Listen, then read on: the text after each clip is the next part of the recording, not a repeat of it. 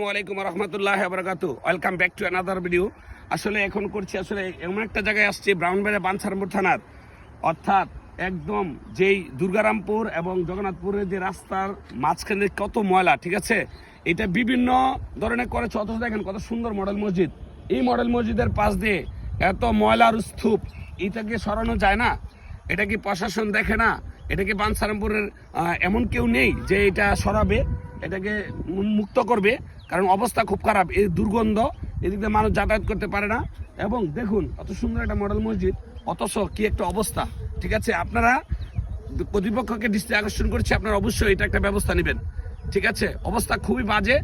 আমি আবারও বলছি, অনেকগুলা ইউটিউব চ্যানেল থেকে ধরে অনেকগুলা বিভিন্ন পেজ থেকে এটা ভিডিও করা হয়েছে। প্রশাসনকে বিভিন্ন অবশ্যই আপনাদের অবগতি জানানো যাচ্ছে আপনাদেরকে। আপনারা অবশ্যই এটার একটা ব্যবস্থা নেবেন, অবশ্যই ব্যবস্থা নেবেন।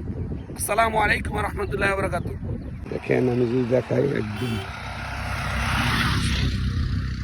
এমন একটা সুন্দর প্লেস, ময়লা অবস্থা,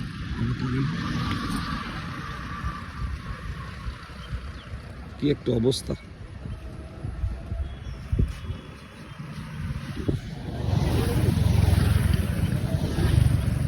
অবশ্যই এটার ব্যবস্থা নিতে হবে।